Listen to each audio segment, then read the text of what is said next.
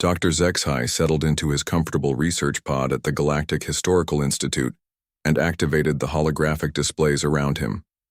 The blue-skinned Valerian historian had spent decades studying the peaceful conflicts of various species across the galaxy, and today he would begin his latest project about the newest members of the Galactic Council. The humans had been accepted into their peaceful federation just 6 months ago, and Zexhai thought it would be interesting to document their primitive tribal wars for the historical archives.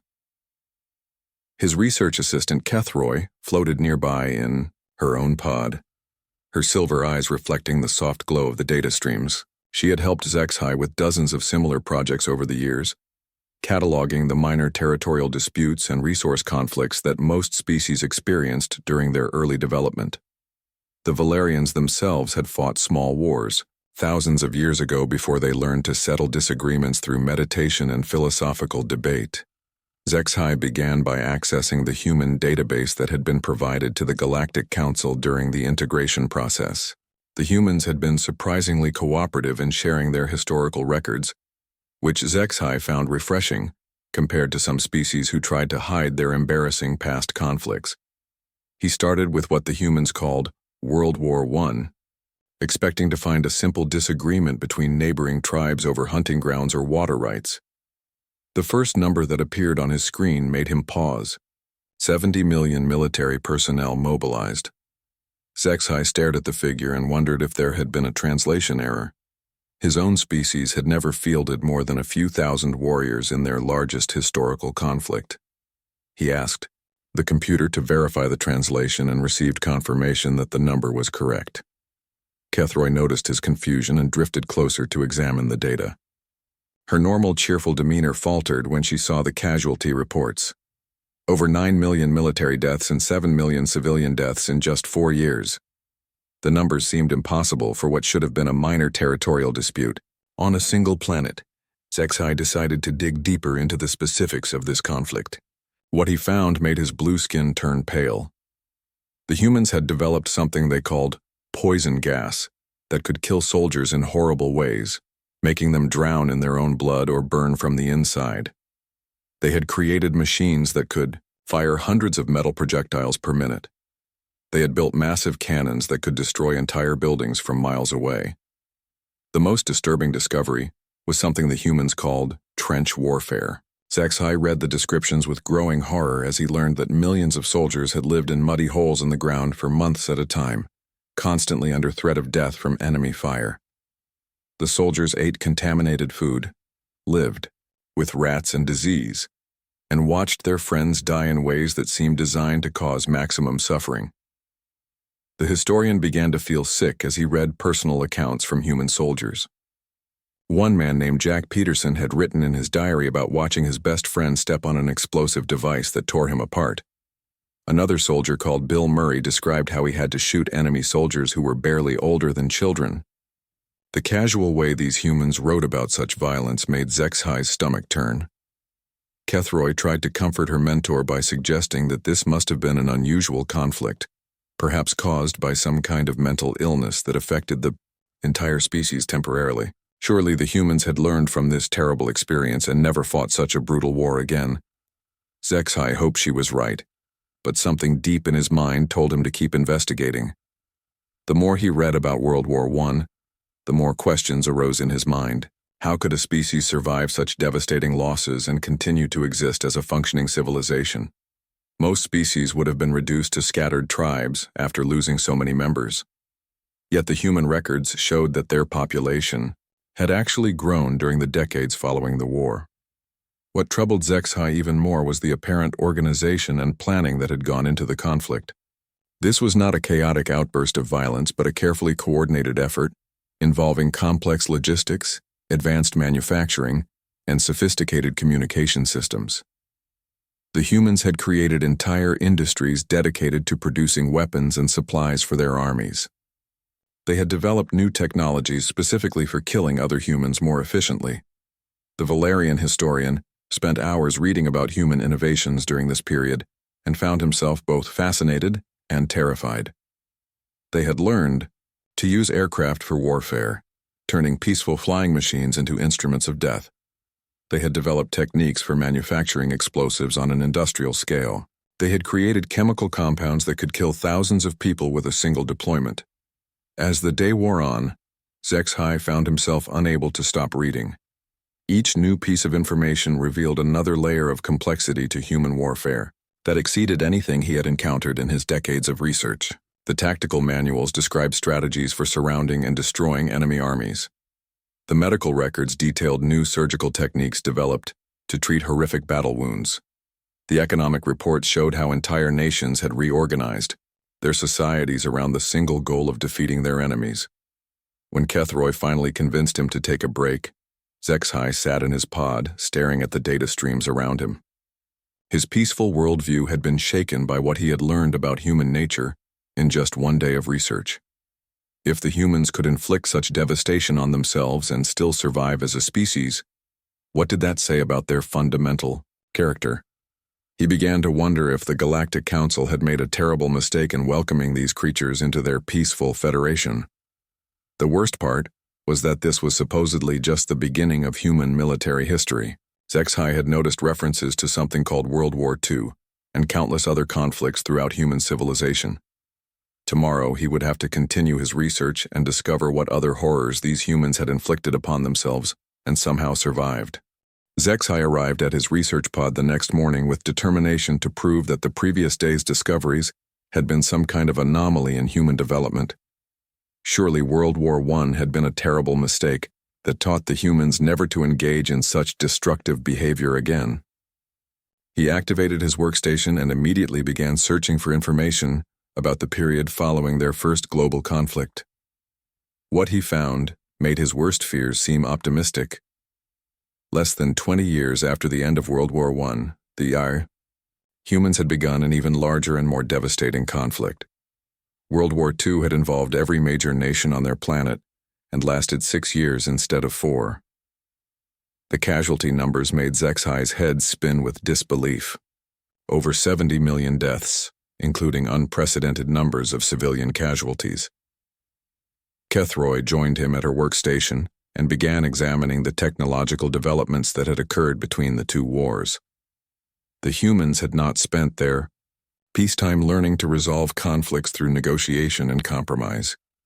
Instead, they had used those 2 decades to develop even more efficient ways to kill each other.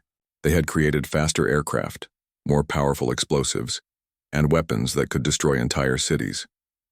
The historian found himself reading about something called the Holocaust, with growing horror.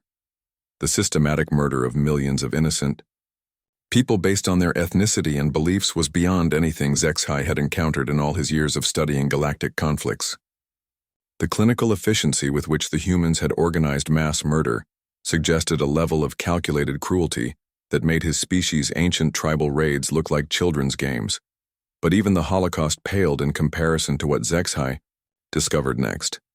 The humans had developed weapons that could harness the power of atomic energy and use it to destroy entire cities in seconds.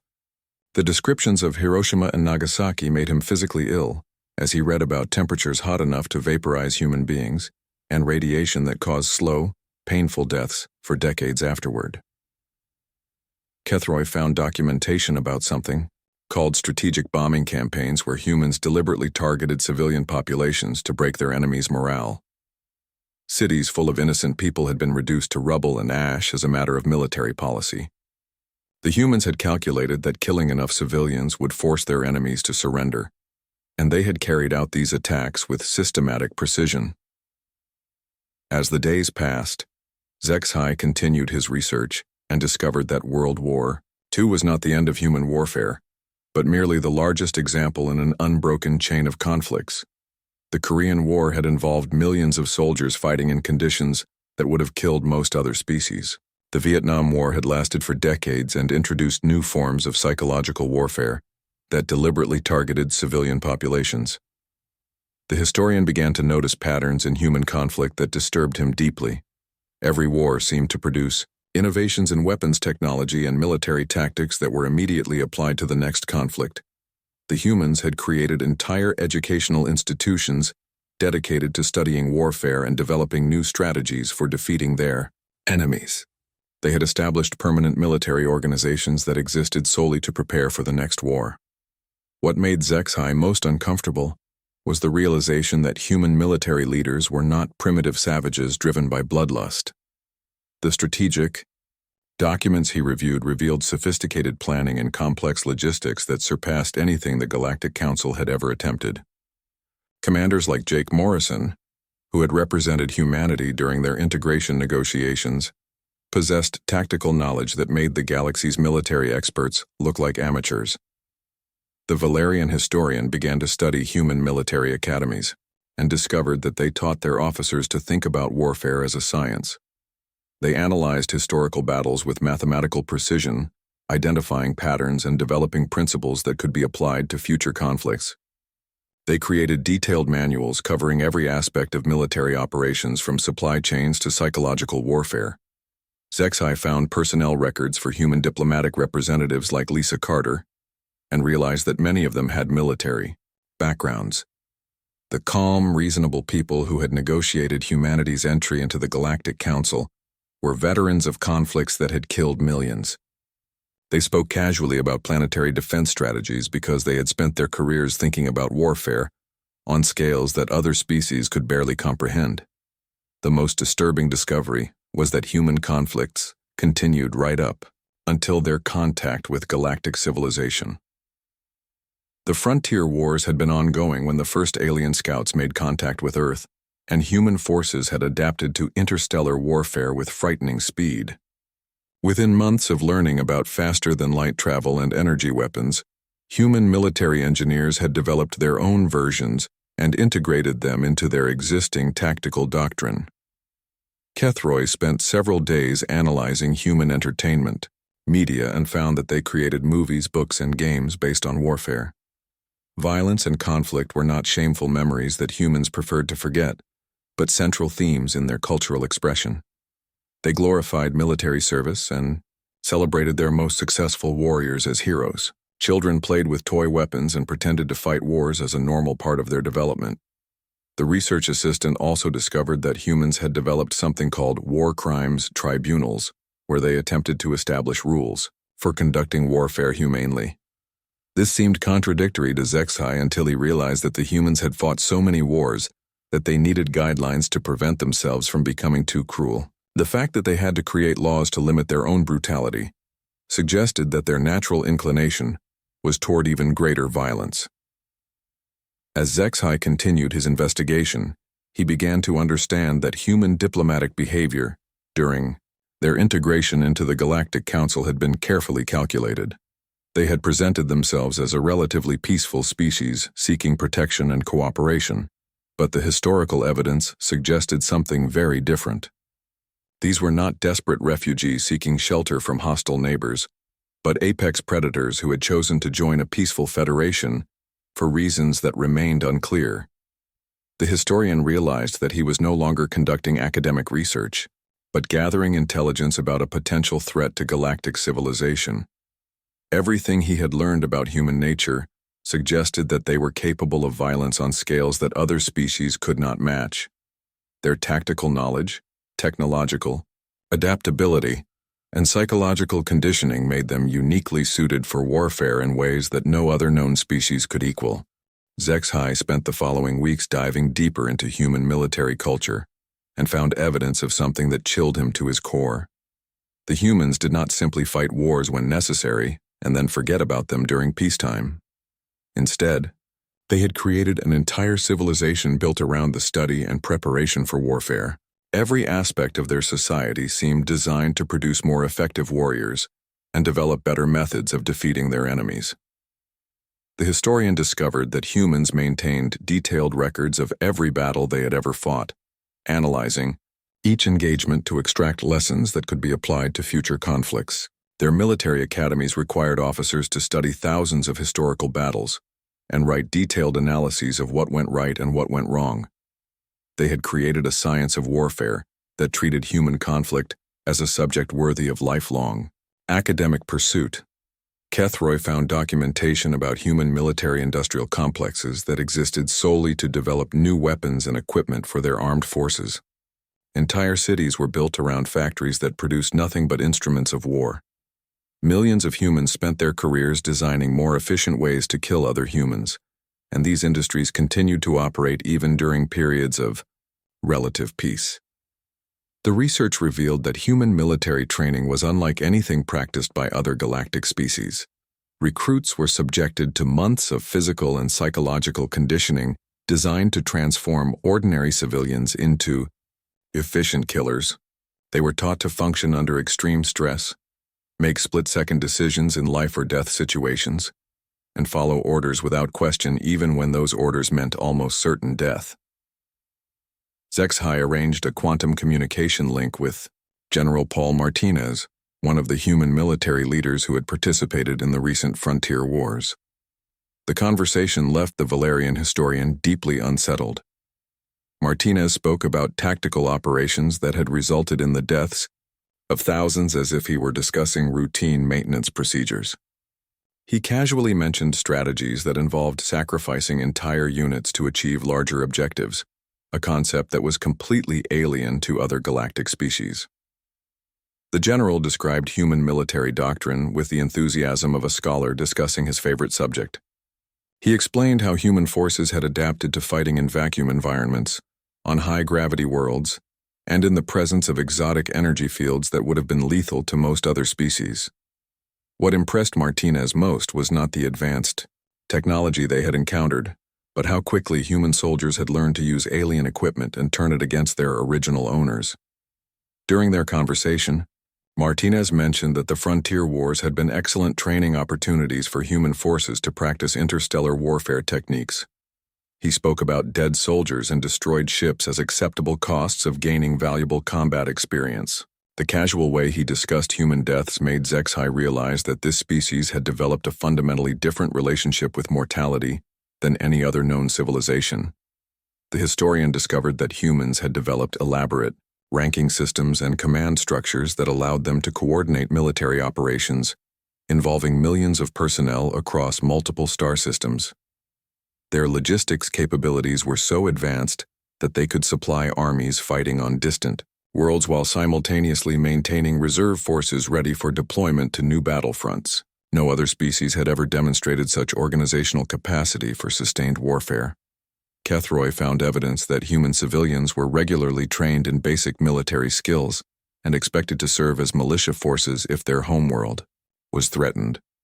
Even their children participated in programs that taught them survival skills and basic combat techniques, disguised as games and recreational activities. The entire human population was essentially a reserve army that could be mobilized for warfare if necessary. The research assistant also discovered that humans had developed concepts like acceptable losses and strategic sacrifice that were completely foreign to other galactic species. Military planners routinely calculated how many soldiers they could afford to lose in order to achieve specific objectives. They created detailed mathematical models that weighed the costs of human lives against potential tactical advantages. HFY interviewed Captain Roy Blake, a human veteran who had served in conflicts across 3 different star systems. Blake described combat experiences that would have traumatized members of any other species, but he spoke about them with the matter-of-fact tone of someone discussing routine work duties. He had survived battles in environments where temperatures would have killed most aliens instantly, fought while breathing toxic atmospheres that required special equipment, and endured physical hardships that other species considered impossible. The captain explained that human military training deliberately exposed soldiers to extreme conditions so they could function effectively in any environment. They practiced fighting while hungry, exhausted, injured, and under constant threat of death. What other species considered torture, humans viewed as necessary preparation for the realities of warfare. Blake mentioned that civilian researchers had trouble understanding why human military personnel seemed so calm under pressure, not realizing that they had been systematically conditioned to treat life-threatening situations as normal. The historian found documentation about human military psychology that revealed their approach to preparing soldiers for combat. They had developed techniques for overcoming natural reluctance to kill other intelligent beings through systematic desensitization and conditioning. Recruits were gradually exposed to increasingly realistic combat simulations until they could engage enemies without hesitation or moral conflict. What disturbed Zexhai most was learning about human unit cohesion and battlefield loyalty. Soldiers formed bonds with their fellow warriors that superseded their attachments to family, home, or even their own survival. They would willingly die to protect their comrades or accomplish their mission objectives. This level of psychological conditioning created military units that fought with determination that bordered on fanaticism. The research revealed that humans had created entire cultures within their military organizations that glorified warfare and celebrated martial virtues. They awarded medals and honors for acts of exceptional violence, created ceremonies to commemorate successful battles, and elevated their most effective killers to positions of social prominence. Military service was considered one of the highest forms of citizenship, and veterans were respected members of society rather than traumatized victims of unfortunate circumstances. Zexhai began to understand that human diplomatic behavior toward other galactic species was shaped by their military worldview. When humans spoke about cooperation and peaceful coexistence, they were essentially offering other species the opportunity to avoid becoming their enemies. Their integration into the Galactic Council was not a surrender of their warlike nature, but a strategic decision to achieve their objectives through political means rather than direct military conquest. Dr. Zexhai decided to examine human biology and physiology to understand how this species had developed such extraordinary capabilities for warfare. What he discovered made him question everything he thought he knew about the relationship between evolution and intelligent civilization. The humans had not overcome their primitive nature to become a spacefaring species. They had refined their predatory instincts to achieve dominance over their environment and every other form of life on their planet. The historian began by studying human evolutionary history and found that they had developed as persistence hunters who could chase prey animals across vast distances until their targets collapsed from exhaustion. Their bipedal locomotion was not simply an efficient method of travel, but an adaptation that allowed them to throw projectile weapons with deadly accuracy while maintaining pursuit of fleeing enemies. Every aspect of human anatomy seemed designed for tracking, chasing, and killing other living creatures. Kethroy analyzed human sensory capabilities and discovered that their forward-facing eyes provided exceptional depth perception for targeting prey or enemies at long distances. Their hearing could detect subtle sounds that indicated the presence of potential threats or victims. Their sense of smell was acute enough to track injured creatures across difficult terrain. Even their hands were perfectly adapted for gripping weapons and applying lethal force with maximum efficiency. The research revealed that humans possessed something called adrenaline that temporarily enhanced their physical capabilities during combat situations. When threatened or excited, their bodies automatically increased strength, speed, and reaction time, while reducing their sensitivity to pain and injury. This biological response system allowed them to fight effectively even when severely wounded, and continue combat operations under conditions that would incapacitate other species. Zexhai interviewed Colonel Amy Rodriguez, a human military psychologist who specialized in combat stress and battlefield behavior. She explained that humans could function under extreme psychological pressure for extended periods without suffering, the mental breakdown that affected most other intelligent species. Their brains were wired to make rapid life-or-death decisions without the paralysis that came from overthinking dangerous situations. The colonel described how human military training exploited these natural capabilities by systematically conditioning soldiers to overcome their social inhibitions against violence. Recruits learned to suppress their empathy and moral reservations when engaging enemy targets. They developed the ability to compartmentalize their emotions so they could kill efficiently while maintaining their sanity and personal relationships during peacetime. Rodriguez explained that humans had evolved as social hunters who worked together in coordinated groups to bring down prey much larger and more dangerous than any individual could handle alone. This pack-hunting behavior had been refined into sophisticated military tactics that allowed human units to defeat enemies with superior technology or numerical advantages. Their natural tendency to form hierarchical command structures and follow strong leaders made them ideal soldiers in organized armies. The historian discovered that human pain tolerance was extraordinary compared to other species. They could continue fighting while suffering injuries that would disable most aliens, and they recovered from wounds that other species considered fatal. Their immune systems were adapted to function in hostile environments where disease and contamination were constant threats. They could survive on minimal food and water for extended periods while maintaining combat effectiveness. Kethroy found medical records showing that humans could adapt to environmental conditions that other species found uninhabitable. They functioned normally in temperature ranges that would kill most aliens, breathed atmospheric mixtures that were toxic to other life forms, and maintained physical coordination at gravity levels that would crush members of less robust species. Their biological adaptability made them effective soldiers in any environment where warfare might occur. The research assistant discovered that human reproductive biology was designed to replace battlefield losses quickly and efficiently. They reached physical maturity faster than most intelligent species and could produce offspring at rates that allowed their population to recover from devastating wars within a few generations. This rapid breeding capability meant that humans could sustain military casualties that would drive other species to extinction. Zexhai learned that humans possessed an emotion called rage that temporarily overrode their rational thinking and made them capable of extreme violence. Unlike the careful, calculated aggression displayed by other predatory species, human rage was an explosive force that could drive individuals to fight against impossible odds and continue attacking, even when victory was clearly impossible. This berserker mentality made human soldiers unpredictable and dangerous opponents. The historian interviewed General Chris Murphy, who served as Earth's liaison to the Galactic Defense Force, about human psychological warfare capabilities. Murphy explained that humans had developed sophisticated techniques for manipulating the emotions and decision-making processes of other intelligent species.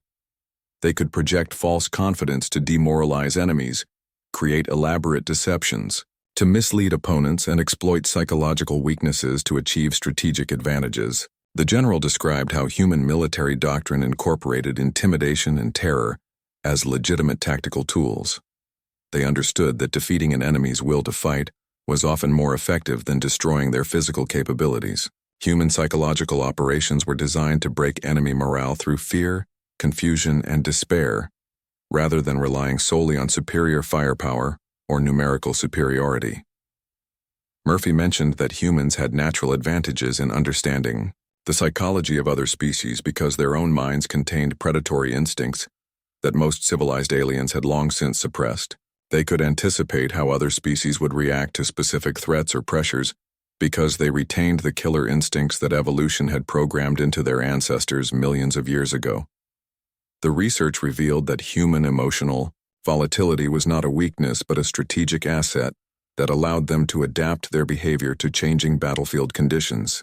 They could shift from calm professionalism to berserker fury within seconds, making it impossible for enemies to predict their reactions or develop effective countermeasures. This emotional flexibility gave human military units tactical advantages that more predictable species could not match. Zexhai began to understand that human integration into galactic civilization represented a fundamental change in the balance of power among intelligent species. Every other race had evolved beyond their primitive hunter-killer instincts as they developed advanced technology and complex societies. Humans were unique in having retained and refined their predatory nature, while simultaneously developing the intellectual capabilities necessary for interstellar travel and sophisticated military planning. They were essentially evolved apex predators masquerading as civilized diplomats. Dr. Zexhai prepared his final report with hands that trembled as he activated the recording systems at the Galactic Historical Institute. After weeks of research into human military capabilities and cultural development, he had reached conclusions that would fundamentally change how the galaxy viewed its newest members. The evidence was overwhelming and undeniable, but the implications were so disturbing that he wondered if anyone would believe his findings. The historian began his report by documenting the systematic deception that had characterized humanity's integration into the Galactic Council. The humans had presented themselves as a relatively peaceful species seeking protection and cooperation from more advanced civilizations, but the historical record revealed something entirely different. They were apex predators who had chosen to join a peaceful federation, not because they needed help but because they wanted to avoid being perceived as a threat. HFY had discovered that human military technology was generations ahead of what they had shared with other galactic species. Their weapons development programs continued to produce innovations that surpassed anything in the Council's arsenals, but they had deliberately concealed these advances during the integration process. The primitive kinetic weapons and chemical explosives they had demonstrated were museum pieces compared to the exotic energy systems and quantum disruption devices they actually deployed in combat. Kethroy had analyzed human industrial capacity and found that their manufacturing capabilities far exceeded what their diplomatic representatives had claimed. They could produce military equipment at rates that would allow them to outfit armies larger than the combined forces of all other galactic species. Their shipbuilding facilities were designed to construct entire battle fleets within months rather than the years required by other civilizations. The research had revealed that human soldiers were trained to standards that would break members of any other known species. Their physical conditioning programs pushed recruits beyond the limits of what other races considered possible, creating warriors who could function effectively in environments that would kill ordinary aliens. Their psychological preparation was equally extreme, producing military personnel who remained calm and effective under pressures that would cause mass panic among other species. General Chris Murphy had confirmed HFY's worst suspicions during their final interview session. The human military commander had spoken candidly about his species' strategic objectives and tactical capabilities, apparently deciding that the truth was more intimidating than continued deception. Murphy explained that humanity had joined the Galactic Council to study other species and assess potential threats rather than seeking protection or assistance. The general revealed that human military doctrine classified their current activities in galactic space as low-intensity peacekeeping operations rather than serious warfare. The conflicts that other species considered major military campaigns were viewed by human strategists as minor police actions that barely tested their true capabilities. Their forces were operating under strict rules of engagement that prohibited the use of their most effective weapons and tactics. Murphy had mentioned almost casually that human military planners had developed contingency strategies for conquering every major galactic civilization within a matter of months. These plans were regularly updated and refined through computer simulations and war games that treated interstellar conquest as a routine military exercise. The humans had been studying their new neighbors with the same systematic thoroughness they had once applied to defeating each other. Admiral Karen Stone had provided even more disturbing information about human strategic thinking during a follow-up communication. She explained that humanity's apparent restraint in galactic affairs was a deliberate policy decision rather than a reflection of their actual capabilities. They had chosen to maintain their benevolent reputation while quietly positioning themselves to dominate galactic civilization through economic and political influence rather than direct military conquest. The Admiral described how human intelligence services had infiltrated every major galactic government and military organization within months of their integration into the Council. They had gathered detailed information about the defensive capabilities, political structures, and economic vulnerabilities of every species they might eventually need to defeat or control. This intelligence-gathering operation had been disguised as routine diplomatic and cultural exchanges. Stone revealed that human military forces had been secretly testing their weapons and tactics against various alien technologies during the frontier wars and other minor conflicts. Each engagement had been carefully designed to evaluate specific aspects of galactic military capabilities while avoiding the use of humanity's most advanced systems. They had been treating their new neighbors as unwitting test subjects in an ongoing assessment of galactic strategic balance. HFY included in his report the chilling realization that human diplomatic behavior had been calculated to achieve maximum strategic advantage while maintaining their peaceful reputation. Every treaty they had signed and every alliance they had formed served specific military objectives related to their long-term plans for galactic dominance. Their apparent cooperation with Council policies was actually a method of studying galactic governance systems and identifying weaknesses that could be exploited later. The historian documented evidence that humans had been deliberately underestimating their own capabilities while overestimating the strength of potential adversaries. This deception had caused other species to underestimate the threat that humanity represented, while simultaneously making them dependent on human military assistance for their own defense. The humans had positioned themselves as indispensable protectors while secretly planning to become the galaxy's unchallenged rulers. Kethroy had discovered that human educational systems continued to emphasize military history and strategic thinking even after their integration into supposedly peaceful, galactic civilization. Their children still learned about famous battles and studied the tactics of successful conquerors as part of their standard curriculum. The entire species remained psychologically prepared for warfare on scales that other races could barely comprehend. The final section of Zexhai's report contained his most disturbing conclusion. Humanity had not abandoned their warlike nature upon joining galactic civilization, but had instead found more sophisticated methods of achieving their aggressive objectives. They were using diplomacy, economics, and cultural influence as weapons of conquest that were more effective than direct military force, because their targets did not recognize they were under attack. The historian ended his report with a warning that would haunt him for the rest of his life. The question facing galactic civilization was not whether humanity would eventually dominate known space, but whether they would choose to do so openly through military conquest, or continue their current strategy of gradual infiltration and control. Either way, the age of peaceful coexistence among equals was ending, and a new era of human supremacy was beginning, whether other species realized it or not. Dr. Zexhai transmitted his completed report to the highest levels of the Galactic Council, with a classification level that restricted access to only the most senior officials.